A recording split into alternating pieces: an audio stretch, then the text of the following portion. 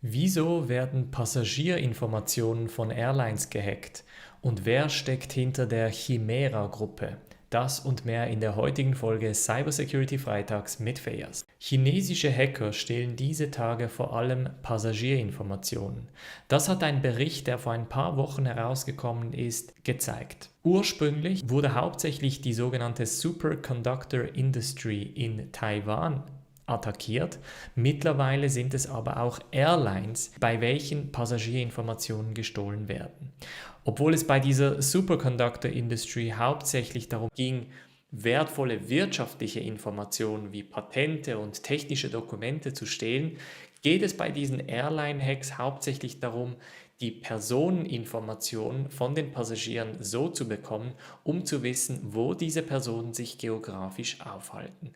Gemäß diesem Bericht steht eine neue Hackergruppe, die sich Chimera nennt, hinter diesen Attacken. Und es gibt jetzt immer mehr Berichte von dieser Chimera-Gruppe, bei welcher auch weitere Angriffsvektoren und Angriffsziele aufgelistet werden. Die Chimera-Gruppe war schon zwischen 2019 und 2020 aktiv und hat da hauptsächlich Angriffsvektoren von Cloud-Services benutzt. Das heißt, sie nutzen gewisse Sicherheitslücken in diesen Cloud-Services, um irgendwie in das System einzudringen und dann entweder Mal- oder Ransomware zu verbreiten. In einem dieser Berichte steht auch, dass zum Teil auch die Cobalt Strike Software benutzt wurde, um im Netzwerk Lateral Movement, also Seitwärtsbewegungen im Netzwerk zu erreichen. Man geht, wie gesagt, davon aus, dass diese Hacker sich in China befinden, aber ob es sich effektiv um chinesische Hacker handelt, weiß keiner so genau. Die Chimera-Gruppe, das ist jetzt auch ein Aushängenamen für diese Art von Hacker-Attacke. Man hat in der Vergangenheit aber auch oft Hacker aus Nordkorea mit diesen Attackvektoren beobachtet. Weiter scheint es, als wäre eine weitere Sicherheitsfirma von SolarWinds betroffen. Die Sicherheitsfirma Malwarebytes wurde nämlich auch Opfer dieser SolarWinds-Attacke, wobei hier ein anderer Angriffsvektor benutzt wurde. Dieser Vektor wurde dann benutzt, um privilegierten Zugang zu Microsoft 365 und gewissen Azure-Diensten zu erreichen. Das ist insofern anders, weil die Berichte, die wir bisher gesehen haben, bis jetzt eigentlich immer gezeigt haben, dass ein gleicher oder ähnlicher Angriffsvektor benutzt wurde und erst jetzt neue Informationen bezüglich dieser Attacke herauskommen. Das zeigt einfach, wie komplex dieser Angriff gewesen ist und auch in Zukunft sein könnte.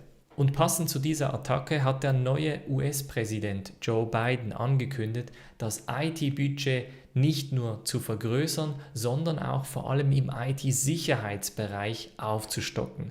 Man möchte den ganzen IT-Bereich modernisieren und unter anderem weitere Leute einstellen, um eben genau solche SolarWinds-mäßigen Attacken zu verhindern.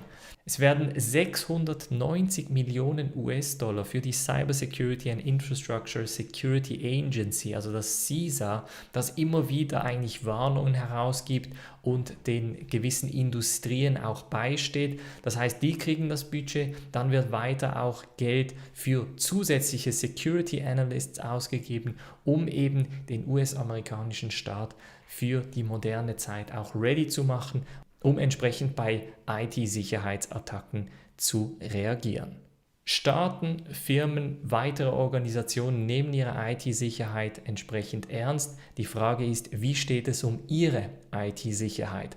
Schreiben Sie mir doch auf LinkedIn oder in die Kommentare, wenn Sie entsprechend mehr über das Thema Network Detection und Response, das was wir bei Xeon machen, erfahren möchten und wenn Sie erfahren möchten, was Sie tun müssen, um gut im Bereich IT-Security aufgestellt zu sein.